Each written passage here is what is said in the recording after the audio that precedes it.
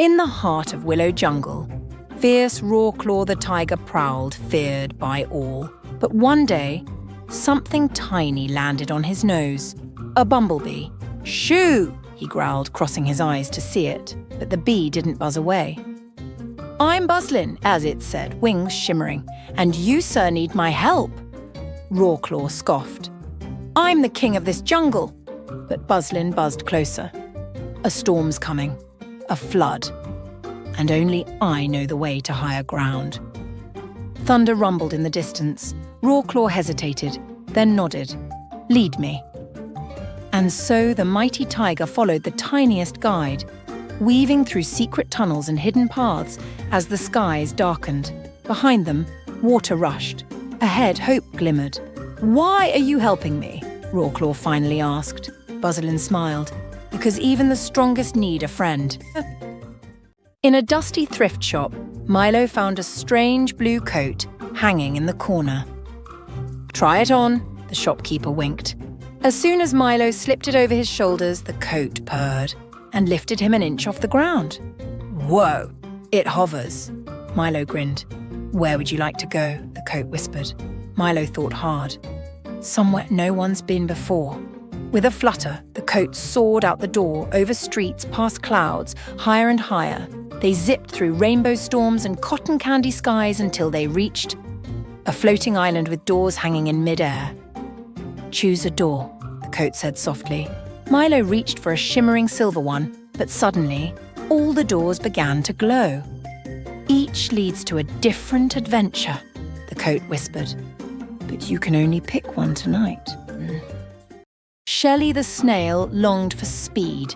Every day she watched Skitter, the jetpack squirrel, zoom across the park. "Oh, to fly," she sighed. "Why so glum, slowpoke?" Skitter grinned, zipping by. "I wish I could go fast," Shelley said. "Hop on," he said, "but I'm a snail." "Perfect." Skitter strapped her on, and whoosh, they soared over trees and puddles. "Whee!" Shelley cheered.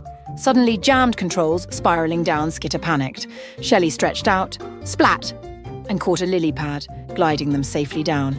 "Whoa," Skitter said. "You saved us." Shelley smiled. "Slow and steady's got moves too." High above the tallest mountains lived a shy little cloud named Puff. He watched big clouds make thunder and lightning. "I could never do that," he sighed. One day the sun whispered, "Puff, the garden below needs help. Can you try?" "Me? But I'm too small," Puff said. "Please," the sun smiled. Puff floated down and gave a tiny squeeze. Out came the softest drizzle. Flowers perked up. Trees sighed in relief. "More, Puff," said the sun, and Puff gave just enough to bring the garden back to life. Back home, the big clouds cheered.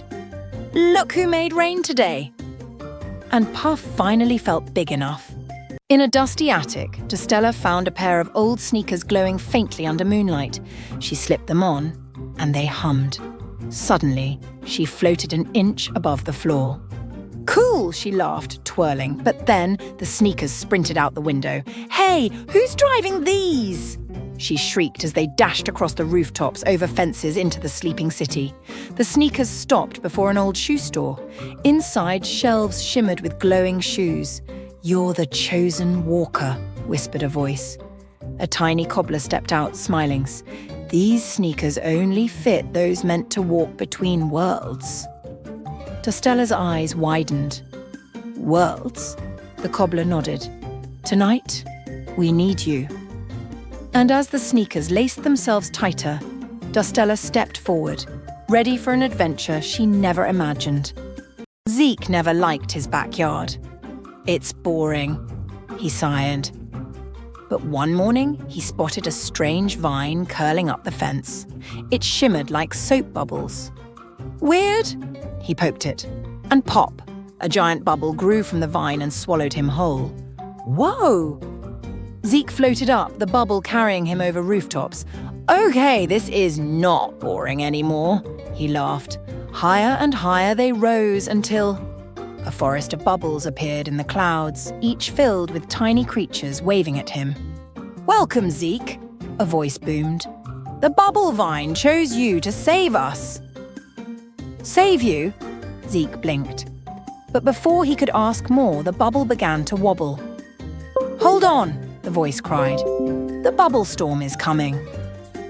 And with a pop, deep under Clover Hill, 3 bunnies, Nibbles, Thumper and Tilly, peeked out of their burrow. "It's gone," Tilly gasped.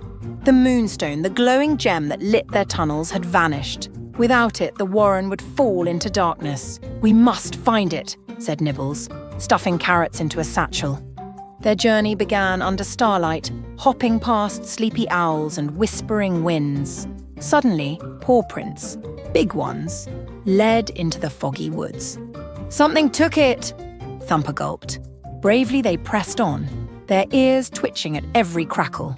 At the heart of the woods stood a towering badger holding the moonstone. "I borrowed it for my sick cub," he rumbled. The bunnies huddled. "Maybe we can share it," Tilly offered. And as the moonstone's glow lit both burrows that night, the 3 brave bunnies learned that sometimes courage meant kindness too. In a quiet workshop, Rusty the robot stared at a blank wall. "I wish I could paint," he sighed, "but my hands are too clunky." Suddenly, a tiny bee with a paintbrush for a tail buzzed in. "Need help?" she asked. Who are you?" Rusty blinked. "I'm Beely, the painter bee. I make colours where there's none." She zipped around, splashing blues and yellows across the wall. "Wow!" Rusty gasped. "Teach me." "Sure," Beely grinned, guiding his metal fingers. Slowly, Rusty dipped into paint and made his first stroke, then another and another. Together, they painted swirling galaxies, dancing stars, and shining suns. "It's beautiful," Rusty whispered. Beely smiled. "Sometimes it just takes a friend to show you how bright you can be."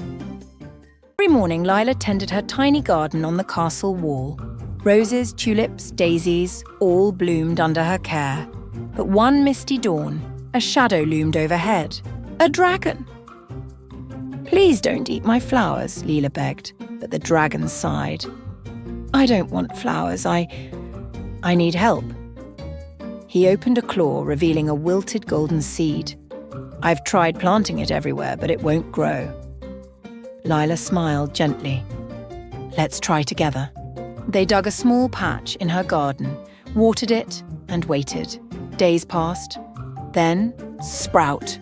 A golden vine shot up, wrapping around the castle. "It needed kindness," Lila said softly. The dragon beamed. "And now I'll guard your garden, always." From then on, the dragon's wings shaded the flowers, and every visitor left with a golden bloom.